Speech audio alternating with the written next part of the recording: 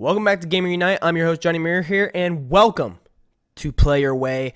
Episode 1, a video game podcast covering gaming news, games, reviews, and more. And boy, do we have an exciting show for you today, and honestly, for the year to come. We're going to be looking back at 2023, talking about some of my favorite games to release that year, and we're going to be looking forward to 2024 for some of my most anticipated games coming out, and theorizing what next year could look like for gamers on every single platform. Since this is the first episode, if you enjoy this content, please consider subscribing, liking, and sharing with your friends.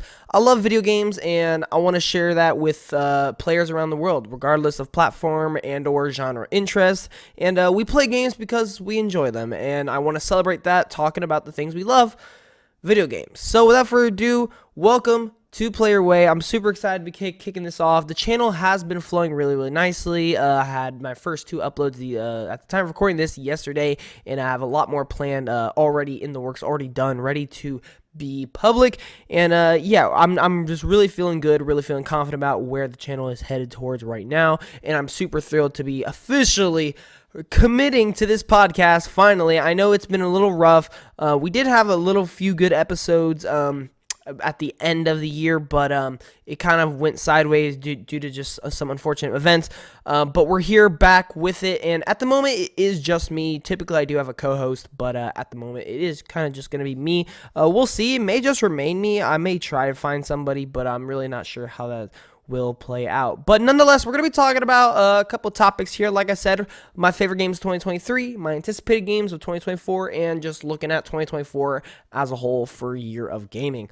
But yeah, man, 2023 has just been such an amazing year for video games. I mean, it's debatably one of the best, if not the best year of gaming ever. I mean, the amount of just sheer high quality games is almost uncomparable to any other year. I mean, 2007 is up there. 2017, I would say, is up there. Just a truly wonderful year for games. And yeah, I have a lot that I would like to talk about. So we're going to go ahead and get started. But real quick, in the comments, let me know what are some of your favorite games of 2023. What are some of the games you're currently playing right now? I'll tell you right now, I'm like on the final 3 main quests of Final Fantasy 16. So I'm about to wrap that up. I'm on the final world of Mario Wonder. I'm about to purchase the Mario plus Rabbids Sparks of Hope DLC with Rayman, and I can't wait to record that and do a little fun gameplay video with that on the channel. I think that'll be really fun. I just replayed Alan Wake 2 for my 3rd time, and it is still one of the best games, if not the best game I've ever played. But yeah, with that said, we're going to go into my favorite games of 2023, and let's actually just start with the one I just mentioned. In my opinion, probably the best game I've ever played in terms of sheer quality and art of this medium, video games, and that is Alan Wake 2. Man, I have talked about this game so many times on so many different occasions to so many different people, and no words that I've used yet have been able to describe how much I stinking love this game. This game is on another level of just magnificent. It is just so incredible what the team at Remedy were able to do with the game. With all the live action, with the storytelling, best storytelling I've ever witnessed in anything, not even just video games, and just anything, is some of the best storytelling ever. And what they were able to do with the visuals, with the technology that they were able to put into this game is incredible. The music, I've never witnessed a horror game have an S-tier OST and soundtrack like this game does. It is banger after banger after banger, and it is fantastic, just absolutely phenomenal. And I mean, the characters are great. The gameplay within the game is great. I compare it to like Resident Evil 4 meets like I wouldn't even know. It's just like kind of its own breed. It's so many different things put into like this ultimate survival horror experience that's never really been done before, and it's all the past Remedy games put into one big ultimate Remedy game, and it's just they just knocked it out the park. Now, I will say, unfortunately, the voice actor for Alex Casey in the game, or you guys would probably know him better as the voice actor for Max Payne, did unfortunately pass. James McCaffrey, RIP. You are a legend in the industry. Your work will be remembered forever, and I will definitely remember it through Alan Wake 2 because the game is just so stinking spectacular. It is easily my game of the year. It is now my third favorite game of all time. So you already know I had to talk about this one first, and it was going to be on this list no matter what by default. And I've talked about it on so many different occasions. I've talked about it over and over again. I really can't stop talking about it. I can't stop playing it. I've played it for my third time. It released in October, right end of October. So, yeah, take that what you will. But Alan Wake 2... man, I just love it, and I even learned the dance from the musical.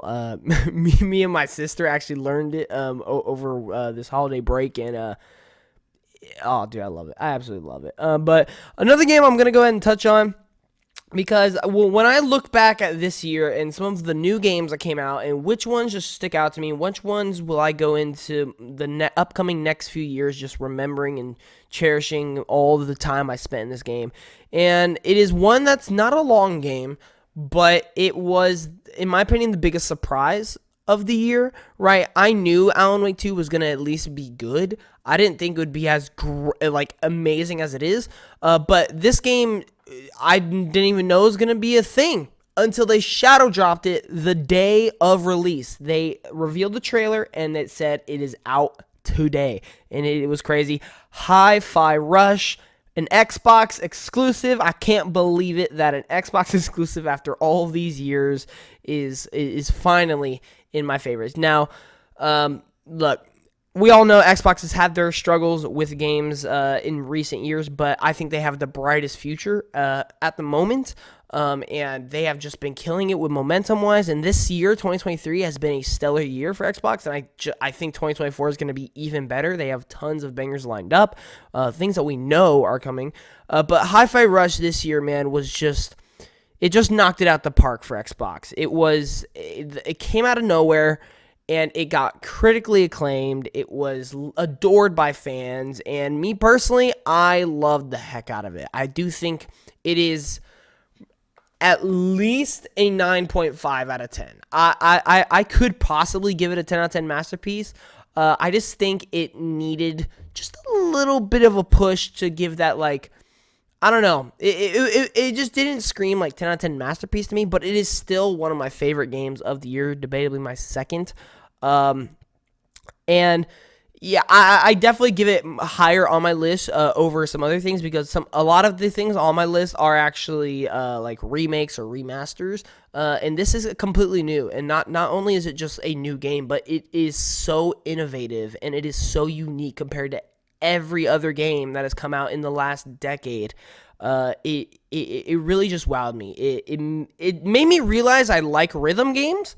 It made me realize that Xbox's strategy, letting these studios do more smaller creative projects, is such a winning strategy. Because I love this game. It won I think it won 2 awards at the Game Awards, and it was well deserved. I think it won Best Audio Design and Best something. I forget what the other one was. I think Best Visual? No, I don't know what it won. It won 2, though. I know it won 2. But yeah, man. Hi-Fi Rush, it's his game. It's his hack and slash game. Where you have to attack enemies to the rhythm of a beat. And not only do you have to go to the rhythm of the beat, but the entire world, like all the different like cars driving by, all the like gears turning in a giant wall are all going according to the beat. So when you have to jump on a platform, it is all timed to a rhythm. So it's not just your attacking and your main actions. The entire world goes to the music. And not only that, but the music is great. The characters are great. The visuals are amazing. The story is fun and just really... there is one scene in this game where it is like now one of my favorite scenes that I have ever seen in a video game. And it's not going to be anybody else's. It was just the right time at the right place, and it did the right things, and it just really clicked with me for some reason. I mean, tears were shed, and I mean, the game has been out long enough, so I can go ahead and talk about it. But it's like the scene when they're all trapped, like within a force field or something, and it was like this like weird quick time event kind of. Not quick time event. It was just a rhythm thing where you had to like click the buttons to try and break through the force field, and it was like Chai realizing that he could use the power of his friends to break through the challenges, and that the reason I think I love that scene so much is also probably my fault, because I think everybody else had that click way earlier, because one of my big issues with the game throughout most of my playthrough was that I didn't feel like there was a overall theme and a overarching story that would really like that was impacting me or making me feel like emotional in any way. I just that was something I felt lacking, but that might have just been my fault. Maybe I'm just slow because I know I'm slow and I didn't catch on to that. But it was that scene right there that kind of just made the entire game make sense. It was this character who was given a gift of music, and music is a universal love language. Everybody can connect through music, and it was this kid who is, cocky. He was kind of annoying to a lot of people, and he realized that he could overcome so many things that he can't on his own with the power of his friends, and the entire game is about the people around you. And I think that scene is what really made it click for me and really made me love the game to a whole new level. And yeah, I just absolutely love Hi-Fi Rush. It is such a unique experiment that paid off to the absolute fullest, and I really hope they continue with this franchise. I hope, I hope it becomes a sequel. I hope it becomes like a trilogy. I hope we get like Chai to be more of like a mascot of Xbox. He legitimately could be a mascot for Xbox. He is just that level of awesomeness. Yeah, I just absolutely loved Hi-Fi Rush from start to finish, really. Alrighty, the next game on my list is actually a remake. I just told you I had a lot of remakes, and this is a game that I already loved, but it just shot up on my list so much. It even cracked my top 50, might even crack my top 30. I just did a video on that. By the way, I just uploaded a video, my top 50 games of all time. If you want to go watch that, definitely go give that a shot. It's a quite interesting topic. I don't see very many people do their top 50 games of all time, so I think it's pretty cool. It was really hard to make the list, but I took games from my past, games from recent, and I came up with my top 50. And this game cracked that. In matter of fact, the first 5 games on this list right now actually cracked my top 50 list. And this next one is Dead Space, specifically the remake in 2023. Horror games, specifically survival horror games, have quickly become one of my favorite genres, easily, especially after 2023. It was such a year for survival horror games. And one of my favorites, or my favorite survival horror game until Alan Wake 2, was Dead Space. But I didn't love it, super duper love it. But Dead Space Remake just reignited my love for it, and it overexceeded what it was. They did enough changes to the remake to make it kind of a fresh new experience, even though it was pretty much the exact same thing, but with the upgraded visuals, with the already great story setting, gameplay, with the added atmosphere and environment, with the audio and everything, hearing Isaac's voices in his head and everything. It was just great. I don't think the new voice actor ruined the game. He did a great job. A lot of people were complaining that he had a new voice, but I think it was fine. But yeah, man, I just love Dead Space. It's just a classic. It's just such a classic, and I personally like it more than Resident Evil 4. I know that was kind of the big comparison this year, Resident Evil 4 and Dead Space, because those are two of the debatably the best survival horror games of all time, just horror games of all time, and then we got both remakes this year, and that's just insane. We also got Alan Wake 2 on top of that, so two survival horror games cracked my top 3 this year, so that's insane. That's just insane. But then completely switching gears with another game. No pun intended. No, I'm just joking. There was no Gears of War game this year, unfortunately. But we could be seeing Gears 6 this year. Ooh, that would be pretty cool. Anyway, moving on to the next game. Completely switching vibes. Super Mario RPG. Oh, man, I did not think, which is crazy. I have come to realize that a lot of my favorite games are games that I don't realize I am going to love as much as I do. I mean, if we look at just my top 4 games of all time, they are that in its entirety. Ghost of Tsushima, Returnal, Alan Wake 2, and Mario plus Rabbids Sparks of Hope. I knew I would like all those games. I didn't know they would be my top 4 favorite games of all time, right? If we look at Hi-Fi Rush, no idea I would love it as much as I did. Mario plus Rabbids is kind of like the bread and butter of this, right? Like, it's a game, I thought the first one was just okay, but the second one just, I don't know what happened, but it captured me so hard. And Mario RPG is that exact same boat. It takes characters we know and love. It takes a world that we know and love. It takes a gameplay formula that we know and love, that we need more of in today's day and age, honestly. And it takes visuals, it takes music, and most importantly, it takes a story that we now all know and love. And it is just a beautiful, beautiful, heartwarming, fun adventure from start to finish. It's not one of the best Mario games by any means, right? A lot of the 3D games have so much better level design, have, much better platforming, have better Mario moments, I guess, right? But I think this is one of the best Mario adventures and best Mario experiences you can get.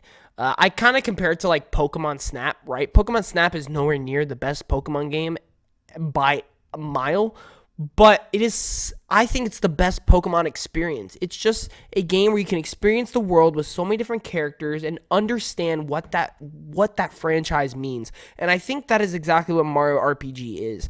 It takes these characters and it truly makes you fall in love with them to the point where I cried at the end, right? It takes Peach, it takes Mario, it takes 2 characters that were new to this game, Gino and oh my gosh, what's the cloud? I keep on forgetting the little cloud's name. I forgot his name in the other video that I recorded recently. Oh, in the review for the game. Oh man, I can't think of his name. And then it takes Bowser, and it puts this group of unlikely companions. And it introduces so many new characters to the world. And the good thing about it is it takes its time. It is so consistently good throughout the entire game. It takes its time with every character. It fully develops every character.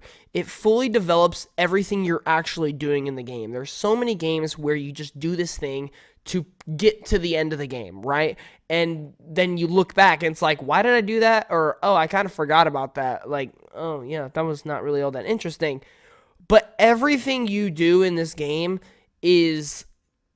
it's so memorable because it's so unique and it furthers something, whether that is a character's plot, a character's arc, the overarching conflict, whether it's building the world, building enemies, building antagonists, building the gameplay, right? Everything you do in this game is so consistently placed that by the end of it, when you realize all your heroes and friends that you've spent the last 20 hours with, that have you grown to love, are now going their separate ways, and you're never going to see this team again.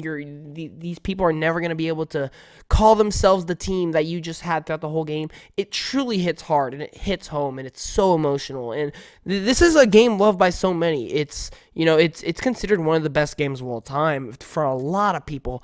And I now understand why. Like, I'm not going to say it's one of my favorite games of all time, for sure, but it was definitely one of my favorites of the year, and is one of my favorite Mario games of all time. Probably my second after Mario plus Rabbids. I'm not sure. I do love Super Sluggers as well. I know that's a weird one, but yeah, it just absolutely, just absolutely loved everything about Super Mario RPG. The next one is another remaster.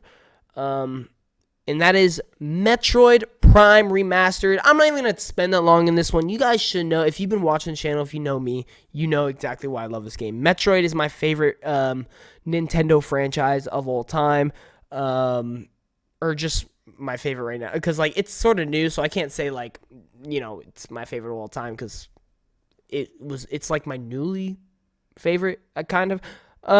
It started once Dread came out. Because, well, there you go. Because Metroid Dread is my second favorite Switch game. Because Samus is my second favorite Nintendo character. And I freaking loved Metroid Dread. And I stinking love this game. Now, I will say I still do prefer the 2D Metroids over the 3Ds. But Metroid Prime is no exception to a masterpiece of a game. It is... The level design is just insane. It is just insane what the game is to this day. I mean, it's an old game, and it looks like it's one of the best looking games on the Switch, and it plays like it's one of the best games on the Switch, and it is one of the best games on the Switch. It is... Metroid almost never misses. Let's be honest here. Metroid is almost never miss unless you're going with some like weird 2DS spinoff or 3DS thing. I don't even know. There's so many, honestly, that I didn't even know about. But Metroid is just such a banger franchise, and I cannot wait for the next one, which we know what it is. Metroid Prime 4, hopefully, who knows? That game was announced, back in, like, 2017? Yeah, it's 2024, guys. Where the heck is it? So, who knows if it's ever coming out. But, yeah, Metroid Prime 4 is just great. The boss fights, the gameplay, everything. Beautiful. All right. I am going to start kind of speeding up just because I'm trying to keep these podcasts to an hour max. So, yeah, we're going to go ahead and try and speed things up here. Star Wars Jedi Survivor, just another awesome game this year. I love the first one, Fallen Order, but I did have like a few issues with it and a few flaws. And this second one, while it didn't necessarily fix all the flaws, it just improved on everything that was already great, while still fixing some of the issues that I had. But it was just once again another awesome Star Wars experience. I love the characters. I love the gameplay. It is visually beautiful. It really is one of the best Star Wars games ever made, including Fallen Order as well. Put them together, you have just a great franchise, great series at the moment, and I can't wait for the third one to hopefully finally reach that masterpiece material. I don't consider either the first one or Survivor a masterpiece, but I could see it being it, though. I could easily see it becoming one. And I think the third one has a huge shot at doing it just because of how the second one left off. I think the third one could really be an amazing Star Wars game. But the other game we're going to talk about is Mortal Kombat 1. Obviously, I'm a huge Mortal Kombat fan. I'm a huge NetherRealm Studios fan. I'm a huge fighting game fan. Injustice 2 is my favorite fighting game of all time. I know, another weird one. Oh, look, I'm a weird person, dude. I got weird favorites. Deal with it. But yeah, Mortal Kombat 1 is just also great. I loved the story mode. The story mode is just absolutely wonderful. I thought the invasion mode, right? Is that what it's called? I thought the invasion mode was a really welcome addition. I don't know if it was like better than like Crypt or whatnot, but it was fun. It was fun. I actually enjoyed playing that quite a bit. But I think where the game really shines is visually and technically the game is incredible what they were able to do. And then I think the roster is really, really strong. But also, the gameplay, it's actually really, really good. I have a lot of fun playing the game. I think the system and, the cameo system is great. I really did have so much fun with Mortal Kombat 1. Now, the big issue with the game was that all the microtransactions and a lot of the weird progression and customization in the game didn't really sit right with me. I wasn't really the biggest fan of that. And yeah, it kind of did drag the game down a little bit, quite a bit, actually. And I'm not the biggest online fan, so, take that how you will. But nonetheless, I super enjoyed my time with Mortal Kombat 1, and I can't wait to play all the DLC characters. I've actually yet to play Omni-Man and Quan Chi, and I really want to, so I'll probably do that soon. I'll probably do a video covering that, covering them each, but we'll see. But anyway, the last big one that I want to talk about, I thought I'd throw this one in here. It's one that you probably didn't expect me to put in here, and it's one that's, I think, went completely overlooked. Not completely, but I don't think people give it as much credit as it actually deserves, because looking back at it, while I haven't finished it, I do want to really badly. And while I originally didn't think this would be one of my favorite games of the year, looking back at it, I think this is one of the games that I would most want to go back to because I had such a good time playing it. And that is Wo Long Fallen Dynasty. So this game released day one into Xbox Game Pass, and so did Hi-Fi Rush, by the way. And it was developed by Team Ninja, Koei Tecmo, I do believe. And it is basically Sekiro mixed with Ninja Gaiden, mixed with, like, Neo. Basically a Team Ninja game is what I just, told you. So, if you like Team Ninja games, give it a try. Give it a try. It is so fun. It's so high octane action. It is so fast paced. It is not the hardest. It is a Souls game, so we're talking like Elden Ring, Bloodborne type stuff. But it is nowhere near that level of difficulty. It is one of the easier Souls games I've ever played. Like, really, once you get past that first boss took me so long to beat. But then after so long, wow, that's crazy. I'm gonna just stop now. Alrighty. And it took me so long to beat. But then after I beat the first one, I was kind of just smooth sailing through the game. I feel like I'm over halfway done with the game. I just really have to go back and wrap it up. But yeah, just such a great game. The cinematics is great. I love the Chinese mythology that the game has to offer. It really just shines very brightly. In a world where we don't get very many Chinese mythology games, I don't feel. But yeah, just awesome, man. Well, those are my, I guess, top 8 games of the year. There are so many other games. I have some honorable mentions. I have Resident Evil 4, like I said earlier, an already 10 out of 10 masterpiece game remade. I just personally vibe with Dead Space more than Resident Evil 4. I've never really been a huge Resident Evil fan. I've kind of just enjoyed them when I do play them. Street Fighter 6, one of the best fighting games ever made. Just unfortunately, I'm not as big a Street Fighter fan as other fighting game franchises. I actually prefer Tekken over Street Fighter.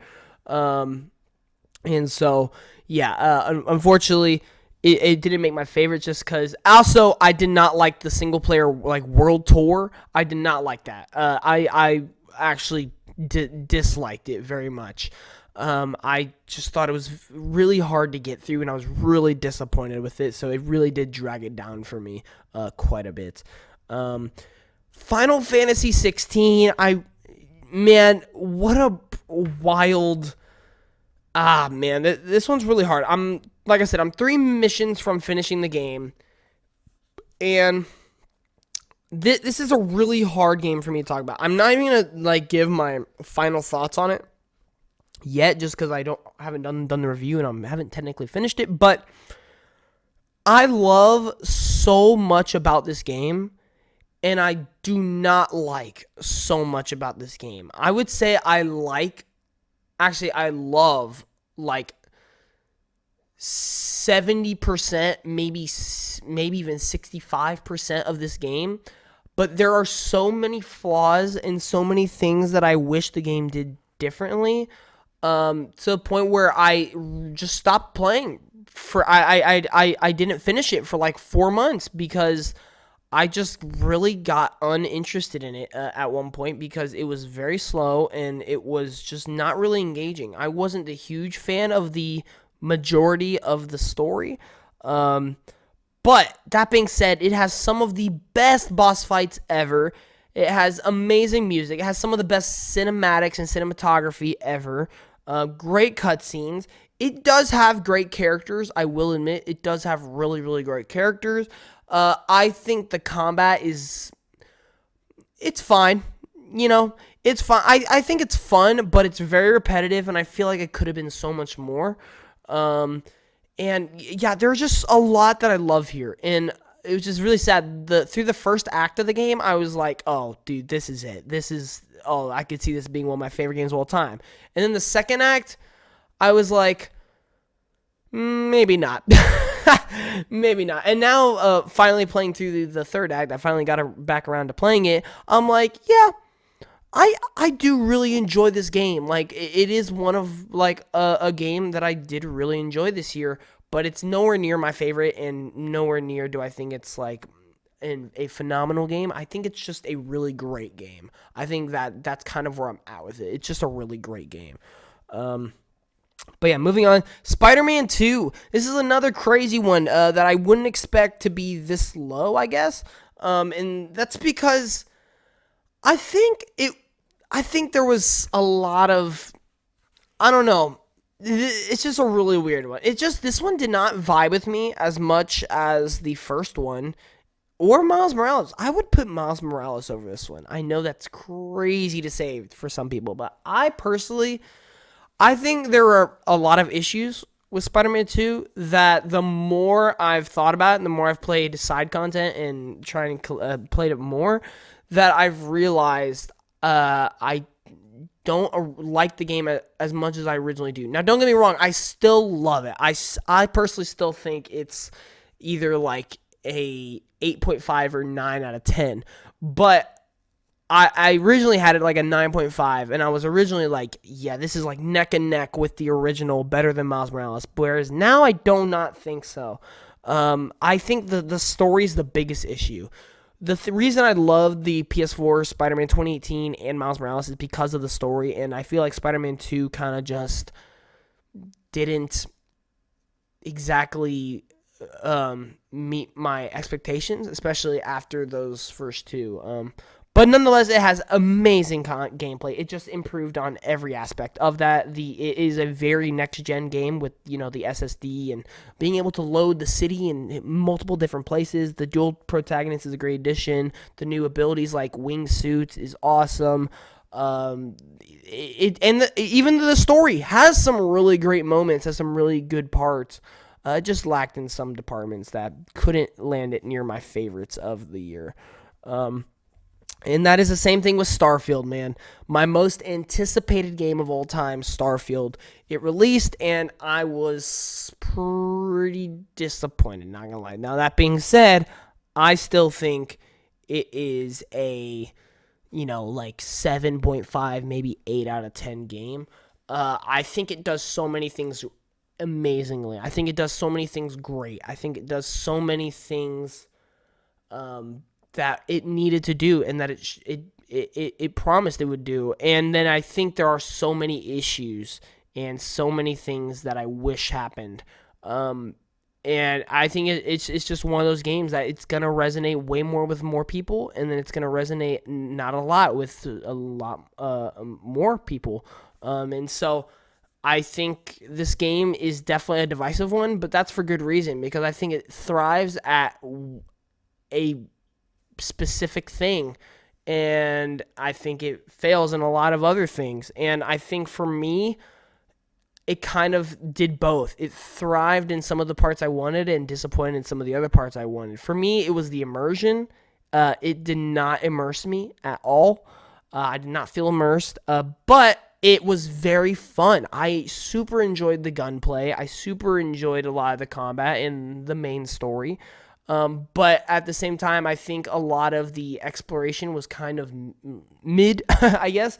In it, the space flying, the whole flying part in general, I thought was such a disappointment because I love that stuff, and it just didn't do it for me. But yeah, Starfield nonetheless still a great game. I don't care what anyone says, it is still a great game. It's just nowhere near the level of what we expected or needed from it. But at the same time, still a great game. Diablo 4, another great game. I still have to finish it, but from what I've played, I've enjoyed my heck out of it. Avatar, Frontiers of Pandora, a game I just finished. A great experience. While flawed, still really, really fun and really, really cool that it's even a thing. And then Assassin's Creed Mirage. They finally went back to the, classic Assassin's Creed formula, and I enjoyed a lot of it, but it was also very weak and very dull through a lot of it. So, but nonetheless, those are pretty much my favorite games of the year. Like I said, it was an amazing year for games, and I left out, honestly, a ton. There were some games like Baldur's Gate 3, like Tears of the Kingdom, that are among the best games of the year, and I didn't put it in there just because they are not my personal favorites. But I can't deny they are extremely high quality and fantastic games. I've played both, by the way. They're just not exactly for me. Now, we're going to be taking a look at 2024, looking at some of my most anticipated games. This topic shouldn't take as long as my favorites of 2023 because I had to talk about some of those. These I kind of just, had to let you know. And let's get the elephant in the room a talk. And that is FF7 Rebirth. For those of you who don't know, FF7, Final Fantasy VII Rebirth. So, I feel like I don't really need to explain myself here. Final Fantasy VII Remake is one of my favorite games of all time. It was in my top 20 in that video I just did. Cloud and Sephiroth are some of my favorite characters of all time. Final Fantasy VII has my favorite OST of all time. And it is my favorite JRPG of all time. It's my favorite Final Fantasy. It is so many things, and Rebirth looks to be so much more of that. And yeah, I mean, it's pretty simple that this is easily my most anticipated game of the year. As of right now, who knows what else could be confirmed. But as of confirmed games, that is definitely my most anticipated game going into 2024 at the moment. But another one that I would say is also right up there is Hellblade 2 Senua's Saga. Like I said, Xbox has a banger year lined up. They are looking super duper strong. And that is only starting. Maybe not starting, but and just the tip of the iceberg is Hellblade 2 Senua's Saga. I loved the first game. I thought the first game was phenomenal, but I feel like it could be so much more, and Hellblade 2 looks to be so much more. And yeah, from what we've seen of the game, it just looks like it's, it's one of those games where you look at it and you're like, yep, this is going to be nominated for Game of the Year. Like, it honestly just looks like that. It looks like one of those games. I mean, the first one was too. So, it just looks like that. And I just can't wait to finally get my hands on it after waiting for, quite a while. It was the first announced Xbox Series game. It was revealed alongside the console. And it is finally coming out like 4 years later, I do believe, right? Yeah, 4 years. Yeah, it'll be around there. But yeah, another game that we've been waiting so long for, but not in terms of since its announcement, since just its first game, because not a lot of people thought we were even going to get a second one, and that is Dragon's Dogma 2. Oh, Capcom, you are bringing the heat with this one. And from what we have seen, Oh yes, I'm in. I'm sold. I'm ready. My mind and body is ready. In the wise words of Reggie from Nintendo, man. Ooh, Dragon's Dogma 2, dude. Dragon's Dogma as a franchise, as a game, is already so unique and so awesome. And I can only hope 2 is just as good, if not better. And it kind of looks like it, dude. I mean, the things we've seen, that giant titan dude, I can't think of his name right now. He looks awesome. I cannot wait to fight that thing. But yeah, Dragon's Dogma 2, March. We don't have that much longer. By the way, FF7 is February 29th, I do believe, and Hellblade 2 just has a 2024 window. So we don't know exact date on that one. But one that we do have an exact release date is the first big game releasing of 2024. And honestly, one of my most anticipated, obviously it's number 4. So it has to be one of my most anticipated games.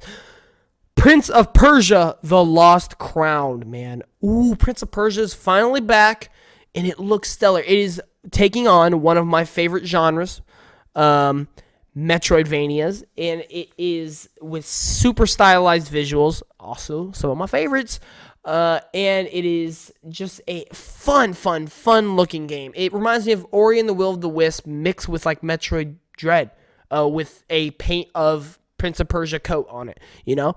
That's what it looks like, and I mean, those are my 2 favorite Metroidvanias of all time, and Prince of Persia is just a cool franchise, so sign me up for this. It is January 14th, I do believe. Sorry, correct me if I'm wrong on that, but I do believe it is February 14th, and I cannot be more excited to play this game. It is going to be the first game we cover, first new game we cover on the channel in 2024. We're going to have a lot of content over at Gameplay Review.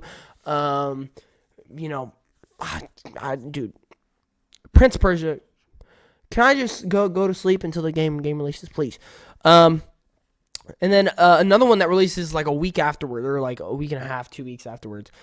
Tekken 8, dude. Tekken 8. Like I just said, I like Tekken more than Street Fighter personally. Kind of just always I like the look of it, and I just like the gameplay more. I just love everything about it really more. And the only thing I don't think I like it more is the characters. I do prefer Street Fighter characters, I think. But Tekken 8 is going to be our first, I'm pretty sure, like, major mainstream Unreal Engine 5 fighting game. I do believe. It is going to be awesome to see what this game can do. Its story looks great. Its gameplay looks great. Its roster is great. Its music is great. Its visuals are great. Yeah. Sign me up. January 26th, I do believe, is when it releases. It releases the same day as Like a Dragon Infinite Wealth, which is another game that also looks really, really good. So that'll be an exciting day for a lot of gamers, especially if you like Japanese games, because whoo boy. And then like a week later, you have Persona 3 Reload, which is the Persona 3 remake. Whoo, JRPG and Japanese players are feeling it early on this year. Good thing for you guys. But anyway, next one I got here is Rise of the Ronin. It's a game I'm very interested in. I'm real looking forward to seeing if the game is as good as it looks. It's from the same team as Wolong, so I just said that's one of my favorite games of last year. Could it be another one of my favorite games this year? I can only hope so, and it looks great, so hopefully it sticks the landing. But yeah, Rise of the Ronin, dude, it's this like samurai game, kind of like Ghost of Tsushima looking, but you also get a gun, and it's like a Souls game, and it just looks awesome. It just looks awesome. It looks very. I feel like it's gonna have a really good story. Because I feel like Wolong and like a lot of the Team Ninja games don't have like some of the best stories, but I feel like this one will. I feel like it will have a really good story, so that's kind of my hope for that one. Going back to Xbox, we have technically 2. One of them is not first party, but this one is Avowed from Obsidian Entertainment. Now, this is an interesting one because when we first saw the trailer reveal back in 2020, I was super excited. I thought it looked so cool. I thought, oh, I cannot wait to see more of this game. And it was one of the most anticipated Xbox games for a long while. I've now seen what the game actually looks like, it is completely different looking. And while I think it still looks great, because I mean it's on my most anticipated list, my excitement definitely went down for it a lot actually. But at the same time, Obsidian Entertainment is making this game, and just knowing their pedigree, they are one of the studios who you can always count on to deliver a great game. I don't know if they have ever missed. They are like From Software and Insomniac of Xbox. You know, they are PlayStation's Insomniac, or they are Xbox's Insomniac. They just deliver high quality after high quality game after high quality game at a frequent rate. And yeah, I have a lot of confidence in this game, and I really want to see more of it because it does look still really good. It just definitely took me for a weird turn when we finally saw the game. I feel like that's a lot of people's kind of thoughts on it. So yeah. Stalker 2 is the other game coming day one in Game Pass. It does currently have a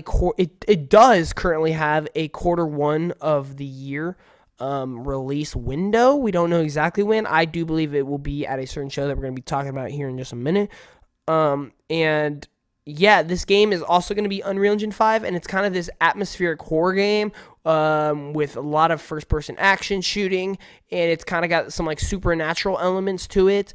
And it's, Stalker 2 Heart of Chernobyl. So if you don't know Chernobyl, it's like nuclear zones or something like that. I really don't know either, to be honest with you. I'm very uncultured, very unintelligent. But it just looks awesome. It just looks awesome. We got a trailer for it recently. I think it was like the story trailer. And man, was it intense. It was a very intense trailer. It really wowed me. And every time we see the game, I get more and more wowed by it. And the more I think about it, the more I talk about it, the more I really, really want to play it. And soon enough, we're going to be able to play it. I hope it just sticks to landing, because unfortunately, this is a team that has dealt with, unfortunately, the Russian invasion of Ukraine. So my heart goes out to all of them who have unfortunately been hit by this in a negative way. And I understand their challenges, and developing a game is already so hard, so I can't imagine what they've had to go through. And the fact that they're finally getting this game out, I mean, I would have waited another 2 years if I had to. But the fact that it's finally coming out, I hope they get nothing but success and love for this game and their team. And I really hope I'm rooting for them so much. They are like the underdogs of the century, dude. I just cannot wait for this game. Now, the next two are, I decided to throw in a couple loops here. It's probably games you would not expect me to put on here. And one of them you were going to laugh, and one of them you're going to be like, oh, I forgot about that. Okay. Yeah, but one of them, you're going to laugh at me, and that is completely okay. Because at the end of the day, I'm going to be enjoying my time playing this game while y'all are laughing at me. That's just how it's going to be.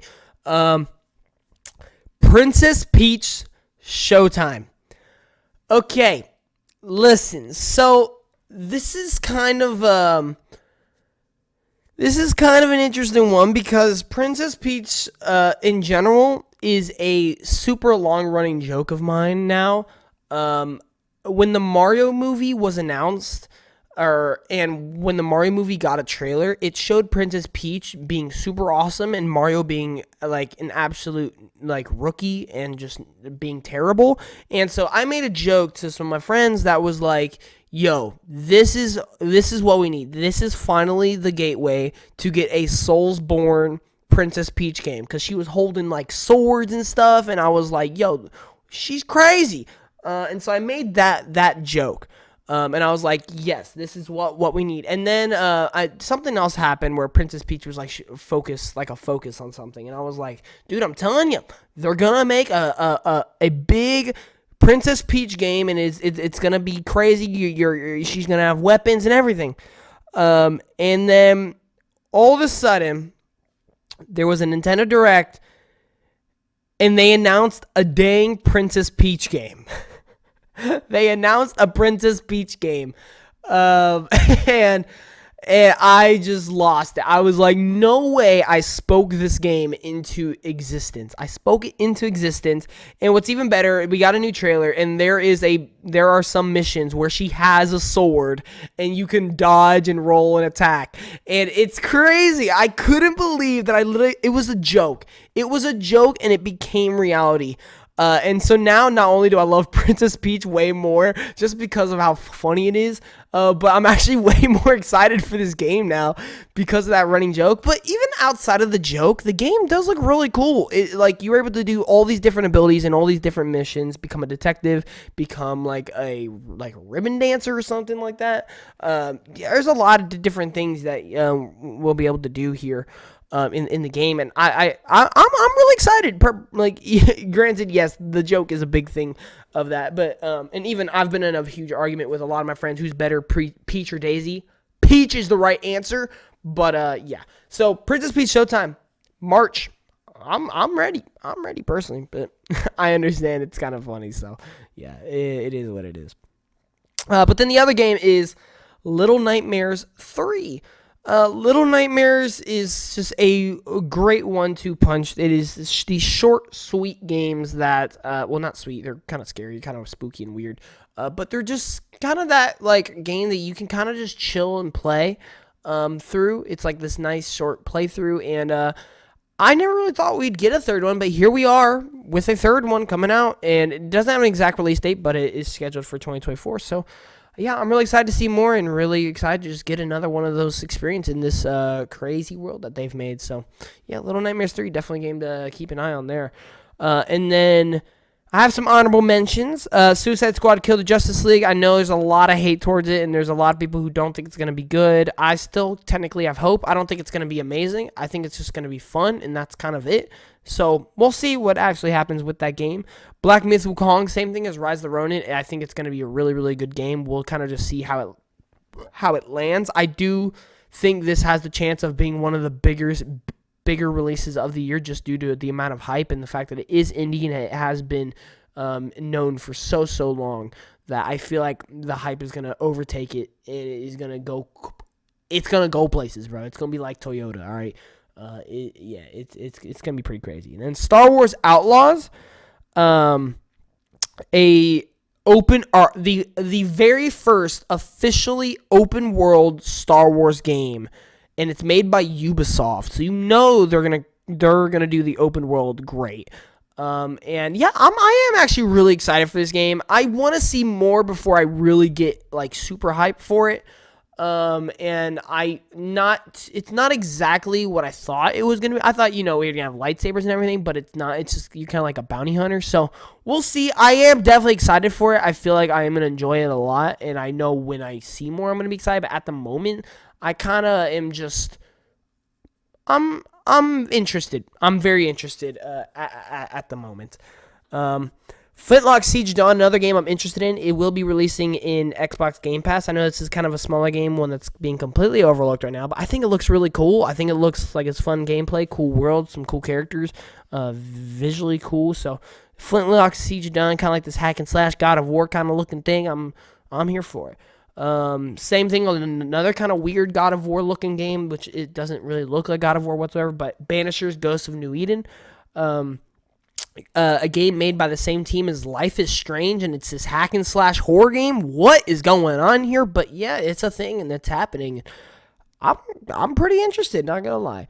Ark 2, look, Ark Survival Evolved is one of my favorite games of all time. It was on my top 50 list, and yeah, I am very excited for Ark 2 to see what it is. Now, I'm a little worried about it, not going to lie. I'm definitely worried about it, but I still think I'll enjoy it to some extent just because I love dinosaurs, so yeah.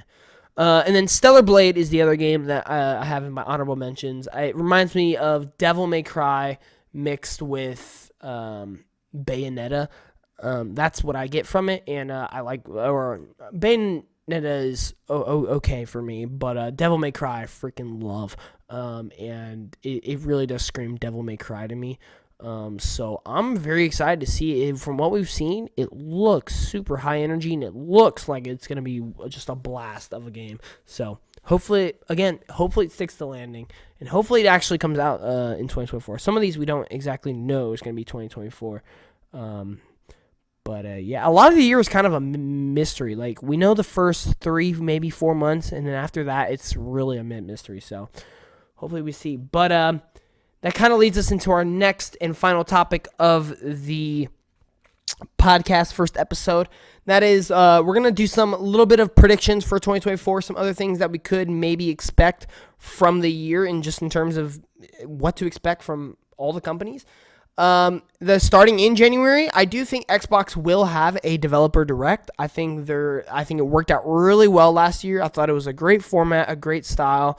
I think they delivered on a lot of what fans have been wanting from them, and being a little more transparent and being a little more consistent when it comes to news and informing fans of what's coming and making sure we're excited for games and know that we have things coming. And I think the developer direct was a perfect answer to that. So I really hope we get another one of those, and I think we will here in January. And I think what could be shown there, I'm going to say I definitely think we're going to be getting a Hellblade 2 release date, since we didn't get that exact release date at the Game Awards. I think we're going to get that Stalker 2 release date, since it is supposed to be Q1. I think we are going to get a better look at Avowed, because it's supposed to be 2024. I don't know if we're going to get a release date. I think it's going to be late 2024, and I feel like we'll get the date at the Xbox summer showcase, but I think we'll see the game more here. I think we'll see more of Towerborn, maybe a release date, at least a window. I think Flight Simulator 2024 will get a release date, and I think we're going to see our first wave of Activision Blizzard games, and I kind of think that's all we're going to see from that direct, but I would love to be proven wrong. The question is, will there be a shadow drop? I could see Towerborn, or some people have been saying Hellblade 2. Dude, if Hellblade 2 gets shadow dropped, whole smokes. That will be insane. Imagine Hellblade 2. You've waited 4 years. You've seen 5 trailers. Here's one more trailer. And at the end of the trailer, out today. Oh, that would be it. I would lose it. I would instantly leave whatever I'm currently doing. And I would go home and start playing. It would be one of those moments. That would just be amazing. That would be such a good way to kick off the year. Even outside of Prince of Persia, Tekken, and Infinite Wealth. So, yeah. And then Nintendo Direct. I think we are going to get a Nintendo Direct in February. I think this is also going to set the year up for Nintendo insanely. Here's my predictions for our February Nintendo Direct. We'll probably do a Nintendo Direct video when it gets announced, or when it gets closer. But I think there will be a February Nintendo Direct, and here are my predictions. I think we are going to get a reveal for the next Nintendo console. So whether it's the Switch 2, whether it's the Super Nintendo Switch, that's what I want it to be called, the Super Nintendo Switch. It just makes sense. You have the Nintendo Entertainment System, then you have the Super Nintendo Entertainment System. Nintendo, Super Nintendo, Nintendo Switch, Super Nintendo Switch. Leave me alone. I just think it sounds good, okay? I think we're going to get 2 big game announcements at that Direct. One of them is kind of going to be an update, but at this point, it's kind of an announcement, and that is Metroid Prime 4. I talked about it earlier. I think this one will be a cross-generation title. I think it will be on the Nintendo Switch, but it will also be on this new one. And then I think this next game will be an announcement that is only on the next Nintendo console, and that is the next 3D Mario game. Whether it's, Odyssey 2 or something completely different, who knows, but I think we will finally see it. I don't know if the 3D Mario game will come out this year, but I think it will be shown this year and will come out next year, probably early next year. But I do think Metroid Prime 4 will... That's my prediction. I predict Metroid Prime 4 is going to come out this year. That's just my prediction. Who knows if I'm right? I'm probably not, because Metroid Prime 4 ain't ever coming out. But I'd love to be right. And then some other predictions for the Direct. I think we're going to get some sort of Zelda remaster or remasters. I think Wind Waker would be my favorite that they could do. I mean, that's my favorite 3D Zelda in my top 50, by the way. And then Twilight Princess, I think, could also be there for sure. And then I think we're going to finally see that new Donkey Kong game to kind of fill in the gap until the next console. I think that'll be the kind of like that big game that fills the gap, and that's throughout the year, because at the moment we do not have a game like that. And I think we're also going to get Mario Baseball. I think we're finally going to get it to complete the whole sports portfolio on the Switch. I think we're going to get Mario Baseball. I think some other games, just real quick, this is the final thing. I think some games that we could possibly see crack into, or maybe slip into 2024. There's been talks of South of Midnight or Clockwork Revolution. A lot of people think that those games have actually been in development for a lot longer and are a lot closer to being finished than we may think. If both of those slip into 2024, I don't think both of them will. If maybe one of them, I could see maybe South of Midnight just kind of being like right at the end of 2024. That would be awesome. It does. Both of the games look really, really cool. Clockwork Revolution, especially, I'm very, very excited for. But yeah, who knows? Maybe I'm just putting it in there just so trying to get excited for this new year, man. I think personally, this is the year we're gonna see Ghost of Tsushima 2. So you already know that's like really big for me, because Ghost of Tsushima is my favorite game of all time. So yeah, I will be crying that day whenever it happens. Concord, which is another PlayStation first-party live service game. I think that will probably come out this year. I think, or at least we'll see more of it this year. I do think PlayStation will have a showcase this year. We'll see, and will it be good is another question, because now I hate the fact that we even had to ask that. PlayStation used to be the king of showcases, and after their last one, can't exactly say they're guaranteed going to have a banger showcase anymore, so we'll see. Let's see. Silk Song, Hollow Knight Silk Song, everybody's been waiting for it. Will it actually come out this year? Who knows? Will we actually see it this year? Who knows? But when it does, you already know everybody's going to be jumping on it, myself included. Elden Ring expansion, Shadow of the Erdtree. Now, here's what I'm going to say about Elden Ring Shadow of the Erdtree, right? Is it a DLC or is it its own thing? I'm honestly starting to go on the boat of, I think it's going to be its own thing. I think it's almost going to be like Phantom Liberty. It's going to be like a whole new game within the game. I think that's what's going to be, because it's just been really weird. By the time it comes out, it'll almost be 2 years since Elden Ring's release. And what drives me to think this is that for 2 years, you could have been working on a new game. But instead, you've been working on this DLC. So it makes me think that this is almost going to be on the level of a new game, but not quite. Where it still feels like DLC, but it's so much more than that. So I do think that is what this is going to be. And I'm completely down for that. I don't know exactly if I'll play it, just because I'm kind of done with Elden Ring. I've been there, done that. I don't really know if I would go back. But if it looks that good, it could probably convince me easily. So we'll see. Moon Studios' new game, No Rest for the Wicked, was at the Game Awards. I think maybe got a 2024 release date, and I'm super excited just because I love Moon Studios, and Ori the Will of Wisps is one of my favorites, so I'm really glad they're trying something different with a new IP, and I can't be more excited for just to see what that studio can cook. And then another game, indie game that I really hope finally makes it out in a year is Replaced. It's this like 2D pixelated game that just looks awesome. I really hope it can make it into this into 2024. But yeah, that's everything I got for you this podcast. I know a lot of games, a lot of games, man. And but hopefully next episode, which will be, we're gonna try and do at least once a week. There might be like 2 a week sometimes, just if there's a lot going on. But next week we're gonna try and cover some news specifically. So definitely be on the lookout for that. But other than that, that is going to be it for me, ladies and gentlemen. Thank you all so much for watching. If you enjoyed it, definitely leave a like, leave a comment in the section down below provided, and please subscribe. Let me know what do you think of the podcast so far, and what are some of your favorite games of last year? What are some of your most anticipated games, and what do you think is going to happen this year? So I'm really excited to jump into this new year with you guys. Like I said, a lot of videos have been going out on the channel, and a lot of videos will be continuing to be coming out, so make sure you go check that out. And I will see you guys next week for episode 2 of Play Your Way. Thank you all so much for watching. I'll see you in the next one. G.A.M.E.R out. Peace.